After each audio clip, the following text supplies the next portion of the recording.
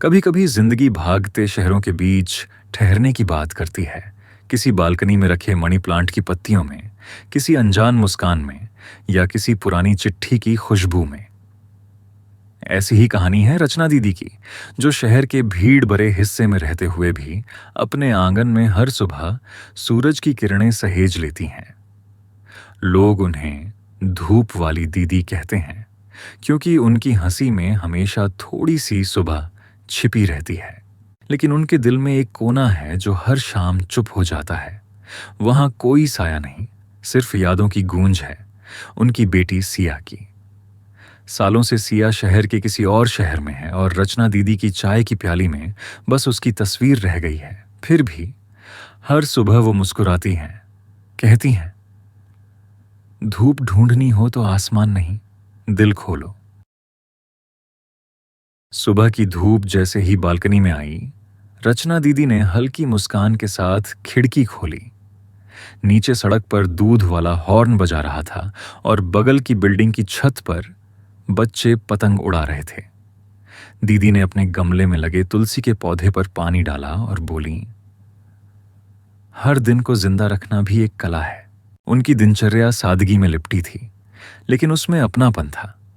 Colony के बच्चे हर शाम उनके घर की सीढ़ियों पर बैठ जाते और दीदी कहानियां सुनाती, कभी पुराने दिनों की, कभी नई सीखी बातों की। एक बार एक बच्चा बोला, दीदी, आपकी कहानियां सूरज जैसी हैं। सुनने के बाद सब कुछ उजला लगता है। वो हंस दी, बोली, तो फिर तुम सब मेरी धूप हो। पास ही वाली नींबू पानी वाली लक्ष्मी हर रोज दोपहर को दरवाजे पर आ जाती। दीदी, आज भी वही लेमन ग्रास वाला चाय? रचना दीदी मुस्कुराकर कहती, हाँ, बस थोड़ा सा अदरक जरूर डाल देना, वो गर्माहट देती है। लक्ष्मी हंसती हुई कहती, दीदी, आपकी चाय में अदरक से ज्यादा अपनापन होता है। शाम होते ही दीदी की बालकनी में टेराकोटा के दीपक जल उठते। फूलों की खुशबू और धीमी धीमी हवा से पूरा कोना चमकने लगता। कभी कोई पड़ोसी ऊपर आता और कहता, दीदी, आपके घर की हवा अलग लगती है। वो हंसकर कहती, यहां हवा में कृतज्ञता घुली है। फिर भी जब रात होती और सब अपने अपने घरों में चले जाते, रचना दीदी के कमरे की दीवारों पर एक शांत सन्नाटा उतर आता। वो चाय की प्याली हाथ में लेकर खिड़की के पास बैठती और शहर की लाइटों को देखती। उनकी आंखों में वही पुराना स्नेह था जो किसी की प्रतीक्षा में ठहरा हुआ था। वो अक्सर खुद से कहती, सुख हमेशा बड़ा नहीं होता, कभी कभी वो बस एक कप चाय, दो बातें और थोड़ी सी धूप में छिपा होता है। सुबह से ही आसमान पर धूसर बादल थे। रचना दीदी ने बालकनी से झांक कर देखा, सामने वाले पार्क में झूले खाली थे और सड़क किनारे पेड़ बूंदों से चमक रहे थे।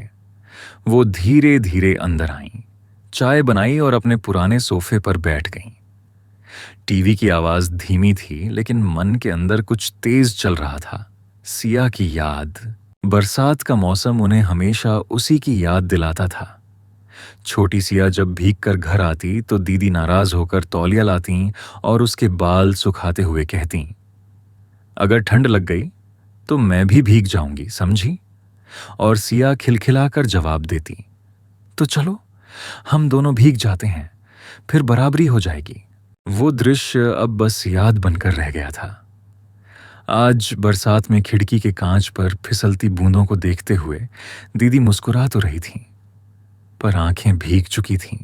पास ही के मोहल्ले की लक्ष्मी छतरी लेकर आई, बोली, दीदी, नीचे सब पानी भर गया है, आपकी गली में जाने का मन ही नहीं करता। दीदी ने कहा, बरसात रास्ते नहीं रोकती, मन को रोक लेती है कभी कभी। लक्ष्मी ने हल्का सा मुस्कुराकर सिर हिलाया, आपकी बातें भी कविताओं जैसी लगती हैं। बारिश धीरे धीरे कम होने लगी। दीदी ने अपनी पुरानी अलमारी खोली, जिसमें सिया की बचपन की किताबें और रंगीन पेंसिलें रखी थीं। एक कोने में एक पुरानी चिट्ठी मिली, अधूरी, बिना तारीख की। बस इतना लिखा था, माँ, जब मैं आपके जैसी बन पाऊंगी तब लौटकर बताऊंगी कि धूप सच में कहाँ रहती है। दीदी ने उसे हाथों में लिया, मुस्कुराईं और धीरे से बोलीं, धूप तो यहीं है सिया, बस तू देख नहीं पा रही। फिर उन्होंने खिड़की खोली और बारिश की हल्की फुहार चेहरे पर आने दी। बालकनी में रखे तुलसी के पौधे पर पानी की बूंदें चमक रही थीं, जैसे किसी ने सिया की हंसी वहीं रख दी हो। उस शाम बरसात थम गई थी, पर रचना दीदी के दिल में एक नई हल्की रोशनी जल उठी थी, धूप के छोटे छोटे टुकड़ों की तरह। दूसरे ही दिन सुबह जब रचना दीदी अपनी बालकनी में तुलसी पर जल चढ़ा रही थीं, तभी नीचे गली में हंसी की एक मीठी गूंज सुनाई दी। एक छोटी सी लड़की पीली छतरी पकड़े बारिश के पानी में कागज की नाव चला रही थी। बालों से बूंदें टपक रही थीं, कपड़े मिट्टी से सने थे, पर चेहरा चमक रहा था। दीदी मुस्कुराईं, नीचे झांक कर बोलीं, छोटी, नाव कहाँ जा रही है? लड़की ने ऊपर देखा और हंसकर बोली, सूरज को ढूंढने। दीदी चौंकी। सूरज? वो बोली, हाँ, मम्मी कहती हैं कि धूप गुम हो गई है, तो मैं उसे ढूंढने निकली हूं। उस मासूम जवाब ने दीदी के दिल को जैसे हल्का कर दिया। थोड़ी देर बाद वही लड़की उनके दरवाजे पर आई। दीदी, आपकी बालकनी से बहुत अच्छी खुशबू आती है। दीदी ने मुस्कुराकर कहा, अंदर आओ ना, ये खुशबू बस अदरक वाली चाय की है। लड़की का नाम था नूरी। उसकी माँ नई किराएदार थीं जो पास के ऑफिस में काम करती थीं। नूरी दोपहर में स्कूल से लौटकर ज्यादातर अकेली रहती थी। धीरे धीरे उसकी आदत पड़ गई दीदी के घर आने की। वो हर दिन किसी नई बात के साथ आती। कभी बोली, दीदी, आज स्कूल में सूरज की ड्राइंग बनाई। कभी कहती, आपको पता है मैं भी कहानी लिखना सीख रही हूं। और दीदी हर बार कहती, तो फिर तुम तो मेरी सिया जैसी हो। एक दिन नूरी ने अचानक कहा, दीदी, मैं आपकी बेटी बन जाऊं? दीदी ने उसकी आंखों में देखा। वहां वही स्नेह था जो उन्होंने सालों से किसी में नहीं देखा था।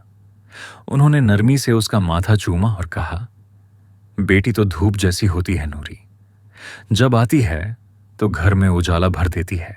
उस दिन से दीदी की दिनचर्या बदल गई। अब उनकी शामें अकेली नहीं थीं। बालकनी में हंसी, चाय की खुशबू और कहानियों की मिठास लौट आई थी। रचना दीदी ने महसूस किया, कभी कभी जिंदगी किसी खोई हुई चीज का बदला नहीं देती, बल्कि किसी नई मुस्कान के रूप में उजाला लौटा देती है। उस सुबह शहर में हल्की ठंड थी। रचना दीदी बालकनी में बैठी चाय की प्याली थामे आसमान की ओर देख रही थीं। धूप धीरे धीरे इमारतों के बीच उतर रही थी और हवा में किसी पुराने गीत की धुन सी मिठास थी। नूरी स्कूल जा चुकी थी, लेकिन जाते जाते उसने कहा था, दीदी, आज मैं आपके लिए सूरज की एक ड्राइंग बनाऊंगी। दीदी मुस्कुराईं। तभी दरवाजे पर दस्तक हुई। डाकिया था। उसके हाथ में एक लिफाफा था, नीले किनारे वाला, पुराने जमाने की स्याही से लिखा। दीदी, ये आपके नाम है, उसने कहा। दीदी ने लिफाफा हाथ में लिया। उंगलियां हल्का कांप रही थीं। ऊपर लिखा था, सिया शर्मा, मुंबई। सांस जैसे थम गई। सालों बाद सिया का नाम, और वो भी एक खत। उन्होंने धीरे से लिफाफा खोला। अंदर गुलाबी रंग का पन्ना था और उस पर वही हैंडराइटिंग, थोड़ी टेढ़ी पर दिल से भरी हुई। लिखा था, माँ, मैं अब समझ पाई हूं कि आप धूप क्यों पसंद करती हैं। शायद इसीलिए कि वो लौटकर हमेशा आती है। अब की बार मैं भी लौटना चाहती हूं। इस दिवाली अगर आपकी चाय की प्याली में जरा सी जगह हो तो उसमें मेरे लिए भी थोड़ा सा अदरक डाल देना। पन्ने के आखिरी में बस एक छोटा सा सूरज बना था, पीले रंग से भरा हुआ। दीदी ने उसे होंठों से लगाया, जैसे किसी ने सालों बाद उनका चेहरा छू लिया हो। अगले ही पल उन्होंने नूरी की ओर देखा, जो स्कूल से लौटकर दरवाजे पर खड़ी थी। क्या हुआ दीदी? उसने पूछा। दीदी ने मुस्कुराकर कहा, बस धूप का एक और टुकड़ा लौट आया है। उस शाम दीदी ने अपने घर की बालकनी में दिया जलाया। पड़ोसी बोले, दीदी, आज तो घर पहले से ज्यादा उजला लग रहा है, वो बोली। धूप और खत दोनों ने मिलकर सारा अंधेरा हटा दिया। दिवाली की सुबह थी। रचना दीदी ने आंगन में झाड़ू लगाई, दिए सजाए और तुलसी के पास रंगोली बनाई। हवा में हल्की ठंडक थी, लेकिन सूरज की किरणें बालकनी से झांकने लगी थीं, जैसे वो खुद देखने आया हो कि इतने सालों बाद यह घर फिर मुस्कुरा रहा है। नूरी खिलखिलाती हुई दौड़ी आई। दीदी, मैंने आपके लिए मिठाई लाई है, मम्मी ने बनाई है, दीदी ने कहा। और मैंने तेरे लिए धूप बचा कर रखी है। दोनों हंस पड़ीं। उसी समय दरवाजे की घंटी बजी। दरवाजा खुला। सिया खड़ी थी, लंबे बाल, आंखों में वही चमक और हाथ में छोटा सा गिफ्ट बॉक्स। कुछ पल के लिए जैसे सब थम गया। दीदी ने कुछ कहा नहीं, बस आगे बढ़कर उसे गले से लगा लिया। सिया की आंखों से आंसू बह निकले। मां, अब और देर नहीं होगी, मैं आपकी हर सुबह में रहना चाहती हूं, दीदी ने बस मुस्कुराकर कहा। धूप ढूंढने की जरूरत नहीं, अब वो खुद आ गई है। शाम ढलने लगी। बालकनी में दिए जल उठे और नूरी ने सिया का हाथ पकड़कर बोला, अब हम तीनों मिलकर कहानी सुनेंगे। तीनों एक साथ बैठीं, चाय की प्यालियां हाथ में। बाहर आसमान में हल्की सुनहरी रोशनी थी और मोहल्ले में बच्चों की हंसी गूंज रही थी। सिया बोली, मां, आपकी धूप वाली बात अब समझ आई। जब दिल रोशनी पकड़ लेता है तो घर अपने आप जगमगा उठता है।